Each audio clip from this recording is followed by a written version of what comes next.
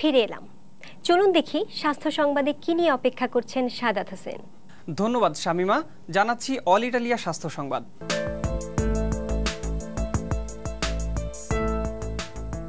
আড়াই বছরে ৪,০০০-এর বেশি চিকিৎসক নিয়োগ দেয়া হলেও তৃণমূল পর্যায়ে এখনও নিশ্চিত হয়নি স্বাস্থ্যসেবা।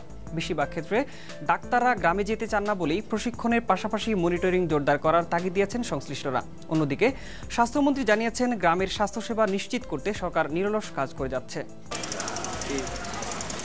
২ বছর গ্রামে কাজ করে শহরে কাজ করতে হবে নতুন নিয়োগ পাওয়া ডাক্তারদের। সম্প্রতি সরকারের এই সিদ্ধান্ত না মানলে চাকরিচ্যুত করার ঘোষণায় নতুন করে আলোচনায় উঠে আসে বিষয়টি। ছাদ নাই, ঘর নাই, এরকম জায়গায় যদি পাঠানো হয় এটা প্র্যাকটিক্যাল না। আর সাধারণ মানুষ মনে করছেন উদ্যোগ বাস্তবায়ন করা হলে উপকৃত হবে গ্রামীণ জনগণ। স্বাস্থ্য অধিদপ্তরের মহাপরিচালক জানান, প্রশিক্ষণের মাধ্যমে ২৮ ধরনের চিকিৎসা সেবা দিবে নিয়োগ পাওয়া নতুন ডাক্তাররা। ডাক্তারগণ সাবসেন্টারে ১ বছর থাকা এটা বাধ্যতামূলক। ১ বছর হলে ওরা উপজেলা হেলথ কমপ্লেক্সে চলে আসবে। এদিকে মাঠ পর্যায়ে ডাক্তারদের সেবা দিতে সরকারের কঠোর অবস্থানের কথা আবার জানান স্বাস্থ্যমন্ত্রী। তারা ওইখানে প্রেমিসিস থেকে যে প্র্যাকটিস তারা কি করে করতে পারেন সেসব ব্যবস্থাপনা আমরাগুলো দেখছি। জনবল নিয়োগ পদোন্নতির মাধ্যমে চিকিৎসক সংকটের সমাধান আসবে বলেও জানান মন্ত্রী।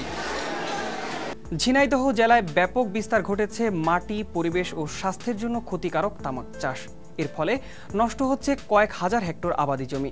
এ ব্যাপারে কৃষকদের নিরুৎসাহিত করতে কৃষি সম্প্রসারণ অধিদপ্তর কোনো উদ্যোগ নিচ্ছে না বলে অনেকের অভিযোগ। ঝিনাইদহ প্রতিনিধির পাঠানো তথ্য ও ছবি নিয়ে রিপোর্ট। ঝিনাইদহ জেলায় ধান, পাট ও শাকসবজির পাশাপাশি ব্যাপক হারে তামাক চাষ হচ্ছে। এ কারণে এই জেলা কন্ট্রাক্ট ফার্মিং এলাকা হিসেবে চিহ্নিত।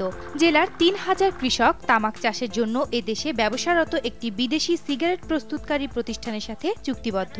কৃষকদের অভিযোগ, অন্যান্য ফসল চাষে স্থানীয় ব্যাংক থেকে ঋণ সুবিধা না পেলেও তারা তামাক চাষে ওই প্রতিষ্ঠান থেকে সুলভে ঋণ পান। অন্যান্য ফসলের থেকে তামাকের চাষে আমাদের টুক করে টাকা থাকে, তাই খেয়ে দিয়ে আমরা বাঁচতে পারি। কৃষি বিভাগ বা আমাদের সরকারি তরফ থেকে আমাদের সাধারণ কৃষকদের আমাদের তেমন কোনো সাহায্য সহযোগিতা করে না।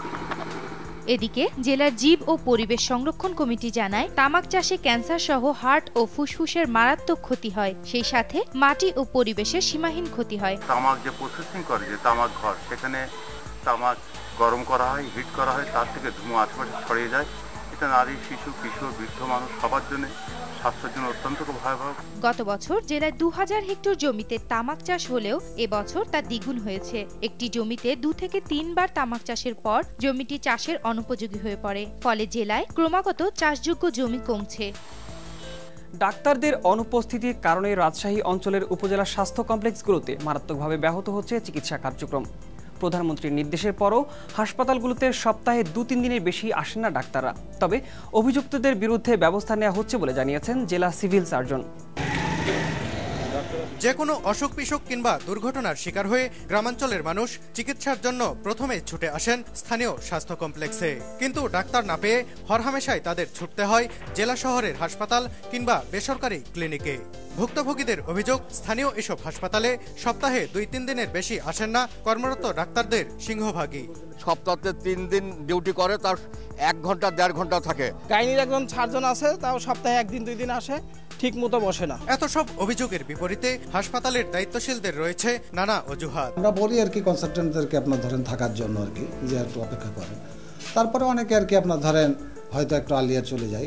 যারা অনুপস্থিত থাকে তাদের ব্যাপারে প্রশাসনিক ব্যবস্থা গ্রহণ করা হচ্ছে এবং অদূর ভবিষ্যতে হবে। ডাক্তারদের অনুপস্থিতির পাশাপাশি দালালদের দৌরাত্ম্য, ওষুধ চুরি সহ নানা সমস্যায় জর্জরিত এসব স্বাস্থ্যকেন্দ্র। শামিমা, আজ এই ছিল আমার হাতে। ধন্যবাদ সাদাত। এখন শীতকাল। বছরের অন্যান্য সময়ের তুলনায় এ সময় শহরতলি বা গ্রামগঞ্জে আগুন লাগার ঘটনা একটু বেশি